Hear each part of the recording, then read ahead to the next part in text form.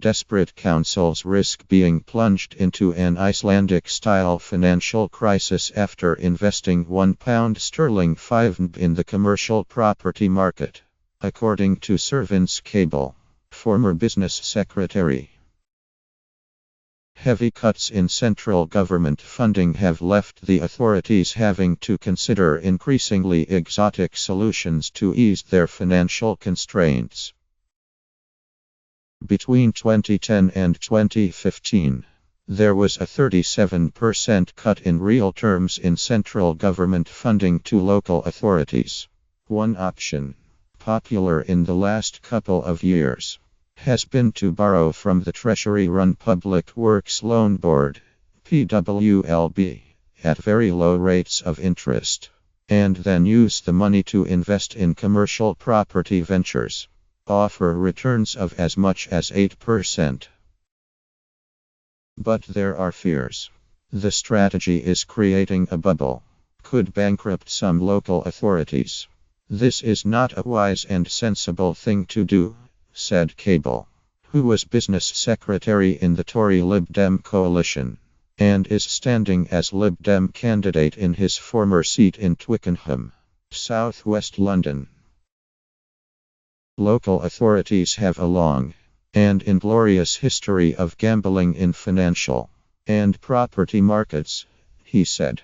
In the 1980s, Hammersmith and Fulham Council was one of several local authorities got into financial difficulties after becoming involved in complex bets on interest rates.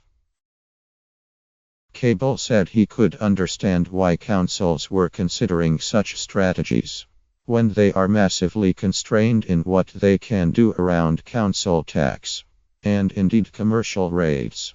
They are trying to prevent even deeper and more damaging cuts by taking these unorthodox measures. In some cases they may succeed, but there is a very high risk of bankrupting their local authorities. It does suggest a certain degree of desperation. Local government sources have defended the councils, saying that much of the money is invested in helping regenerate their local areas. But not in all cases. What is so bizarre, so shocking, is that they are investing in property in other parts of the country, Cable said. It makes no sense whatsoever. Matthew Oakeshott, an investment manager at Olim Property, said councils were playing a gigantic game of Monopoly with taxpayers' cash. But authorities badly need returns at a time when interest rates remain low and demands on councils are rising.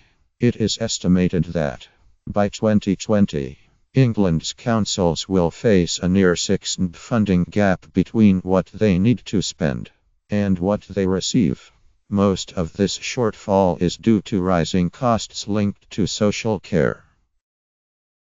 2 years ago, the Local Government Association warned a dozen councils were on the brink of financial failure. Since then, the councils have had to be inventive in seeking to balance their books. Several mines such as Eastleigh, Kettering and Maidstone have successfully exploited loans from the PWLB to invest in commercial property. This, in turn, has attracted interest from other councils. But such copycat behavior is a concern, according to Cable, who drew comparisons with 2008, when many councils were left exposed after depositing millions of pounds in high-interest rate accounts offered by Icelandic banks, which then went bust. It did very serious damage to some councils, Cable said. It should have been a warning to all corporate treasurers in local government to not go anywhere near this. The extent to which councils are exposed to a downturn in the commercial property sector is unclear. Last month, Lord Miners tabled a parliamentary question asking the government to confirm how much money the PWLB had lent to local authorities to invest in commercial real estate between 2011 and 2016, and what it was doing to monitor the risk from such investments.